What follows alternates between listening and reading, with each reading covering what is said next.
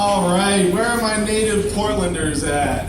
Woo. A few of you? Yeah? Where are my transplants at? Woo. All right. What are you running away from? The rent. What's that? The rent. The rent? Okay. See, I'm running away from Florida in general because I am a overweight, mildly intelligent gentleman. So I never belonged in Florida in the first place. Let's see, any other transplants? Damn strong, we know what you're running away from. What are you running away from, Jaron? Mother! You're running away from your mother? Yeah, my mom died, so I don't have to worry about that. That's getting sad. So I have moved to Oregon and my life has become a lot better since I have done so. I finally have a nickname that I enjoy.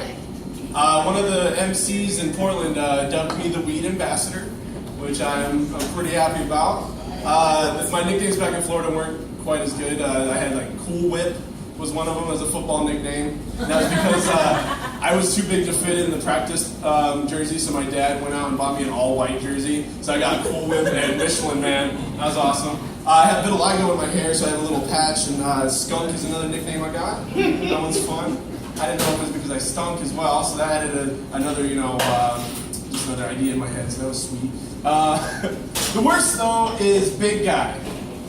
I hate being called Big Guy. I can't fucking stand it, because if you want to read the subtext of Big Guy, this is what it is. I forgot your name, also you're fat. That's basically it. I mean, I read into what you say, I read between the lines, you guys. I smoke a lot of weed, so I let a lot of shit pass. Weed is pretty awesome.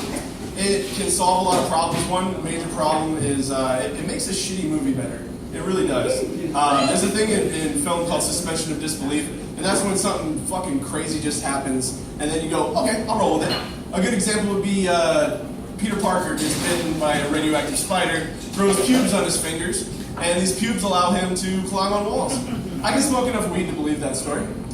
I will never be able to smoke enough weed, though, to get musicals. I can't wrap my mind around it. One guy starts singing a song, and all of his friends and neighbors knows all the lyrics and choreography of that song. That's bullshit. No one can ever do that ever. I'm kind of a twisted individual, though. The only musicals I enjoy involve like ritualistic murder. Like Sweeney Todd and Little Shop of Horrors, the original Willy Wonka. He killed those kids. He fucking killed those kids with a smile on his face and a song in his heart. They're like, oh, what about the other kids? No, let's just keep moving along. Here's another song. But that was a great fucking movie. No, I didn't care. I just went along with it, There was a show coming to Portland. I was looking for Modest Mouse tickets a while back. And I went through the M-Columns, and all I could find was this show called Menopause the Musical. What the hell is Menopause the Musical? I'm cold, I'm hot, I don't know what I've got, it's menopause. I'm hot, I'm cold, my pussy's getting all this. I didn't see it, I don't know how the song would go. I don't know how it went. But I'm 27 years old, and it's kind of a weird milestone for me, because a lot of my heroes died at that age. Like Jimi Hendrix, Jim Morrison, and a lot of those guys.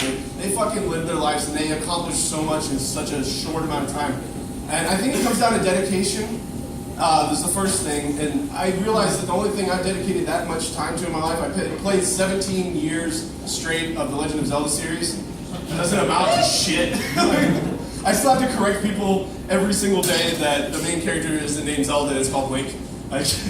So, I mean, if it's not even in the public domain, you're wasting your time. Also, I don't do enough drugs. I really don't.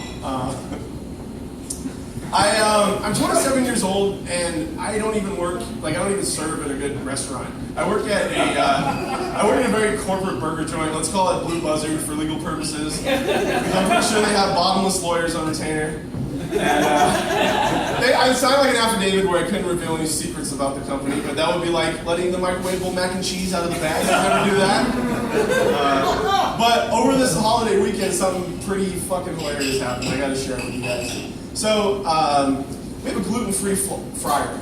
And if you're not familiar with gluten-free, it's just, it's Portland. I shouldn't even have to preface this. But there's a funny thing about gluten-free people. They hit this like frequency when they order gluten-free. They're like, "Can I have that gluten-free?" Like their voice just goes up in inflection.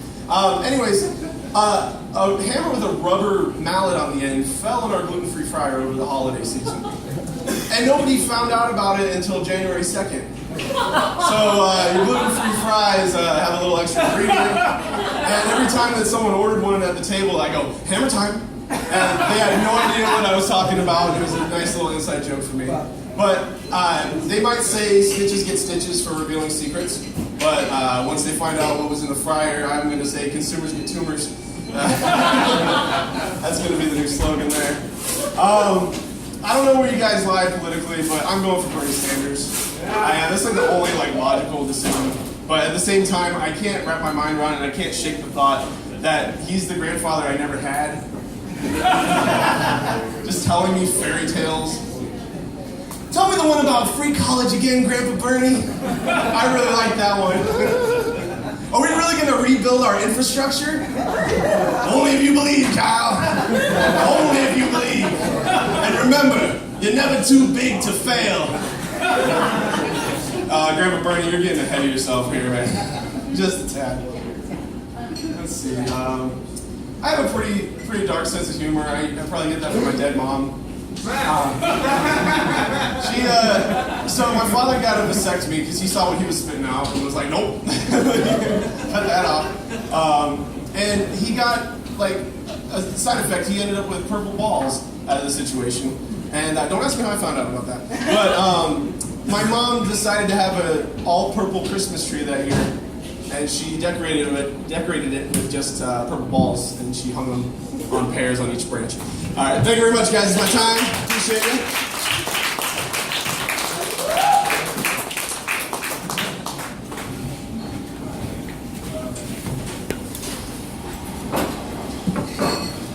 Okay, calling all comments.